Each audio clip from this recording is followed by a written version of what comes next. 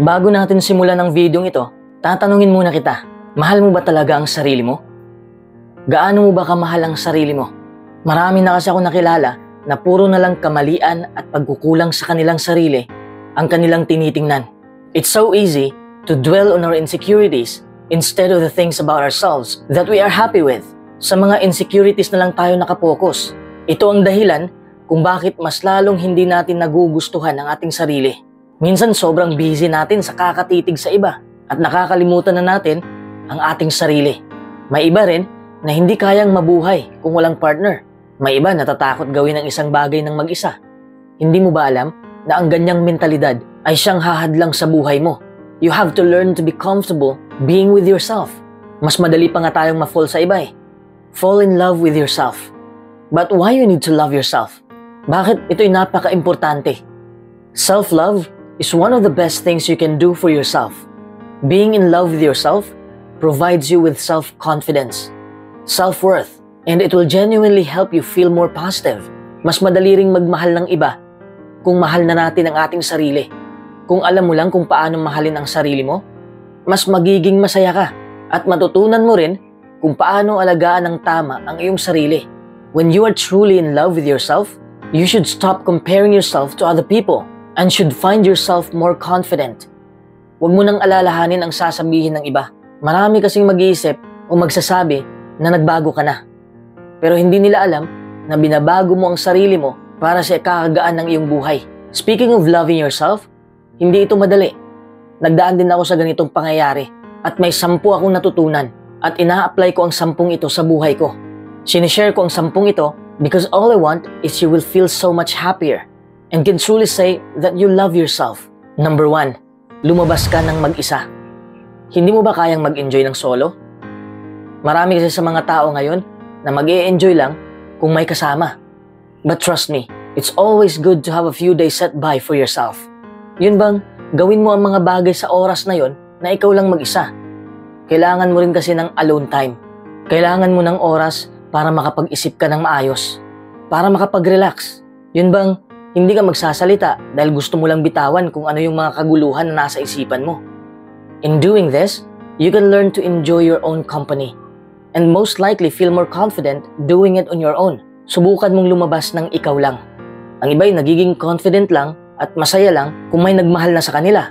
Eh ako ang saya ko na at confident pa kasi may nagmamahal na ng sobra sa akin. At yun ay ako. Mahal ko ang sarili ko. Number 2, pumunta ka sa mapayapang lugar. Sabi ko nga kanina sa unang tip, lumabas ka ng mag-isa. Hindi ibig sabihin na bastang pag-alagala na lang. Ibig kong sabihin ay lumabas ka sa iyong comfort zone. Ang utak kasi natin ay nasasanay na sa paulit-ulit na routine. The best na maipapayo ko sa'yo ay pumunta ka sa tahimik na lugar. Umupo ka sa tabi ng ilog. Pwede ring pumunta ka sa beach. Lumanghap ka ng sariwang hangin. If you do this will be a great self-love experience. You will be learning new things. Not only about yourself, but also the awesomeness of God's creation. This also helps to bring you out of your normal routine. Number 3, patawarin mo ang iyong mga pagkakamali. Alam mo man to o hindi, marami kang kasalanan na nagawa sa sarili mo. Isa na dito, ang hindi pagtanggap sa iyong buong pagkatao. Mas iniidolo mo pa ang kagandahan ng iba kaysa kagandahan mo. May mga galit ka rin sa sarili mo dahil sa mga pagkakamaling nagawa mo sa nakaraan. Reflecting on your mistakes can help you to forgive and forget. Tanggapin mo ang mga pagkakamaling yun upang makaabante ka na at makalimutan mo na rin ang sagabal na yan. Loving yourself despite any mistakes you made in the past is great for your self-worth. Number 4, isulat mo lahat kung anong nasa isipan mo. Naaalala ko lang, 7 kaibigan ko ang sinabihan ko na isulat ang negatibong nararamdaman nila. Unfortunately, 2 lang ang naniniwala sa pagjo-journal. Ayun, 5 ang malungkot pa rin. Totoo talaga to. Never underestimate the power of journaling.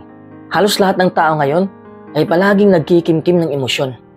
Ang taong depressed ay umaastang masaya. Ang malungkot ay pilit magpatawa o pilit pa rin tumawa. May mga tao naman kasi na hindi nakikinig sa emosyon ng ibang tao. Kaya takot ang iba na mag-open up kasi akala nila na walang makakaintindi sa kanila. Kaya kung ayaw mo mag-open up, isulat mo na lang.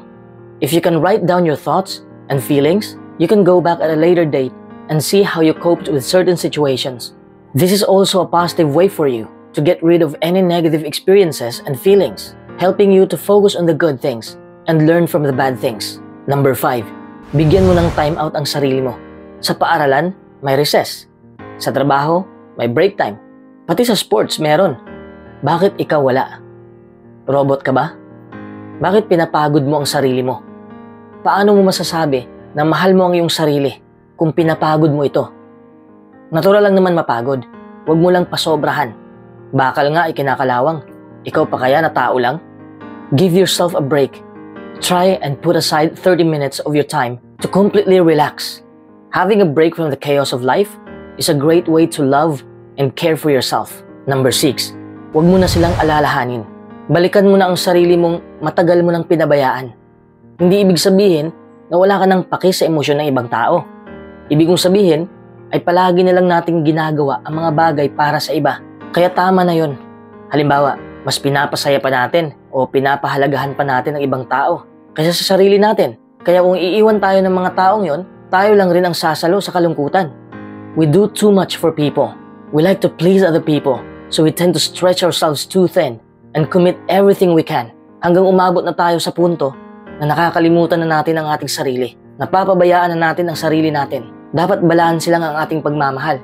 Number 7, alamin mo ang iyong tagumpay. Alam kong sasabihin mo na wala ka pang nakakamit sa buhay. Hindi yan totoo. Nagtatagumpay ka na, pero hindi mo lang pinahalagahan. Gumraduate ka ng elementary at high school. Tagumpay na yon. Kung hindi ka man nakapagtapos ng pag-aaral, may nahanap ka namang marangal na trabaho. Tagumpay na yon.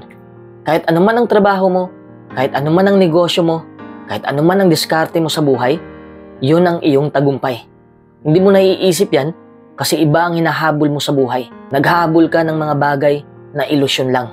Creating a list of what you have achieved is a great way to fall in love with yourself. This makes you feel good about yourself and find happiness from what you have accomplished. Ang problema kasi sa isipan ng tao ay gusto ng napakalaking tagumpay agad.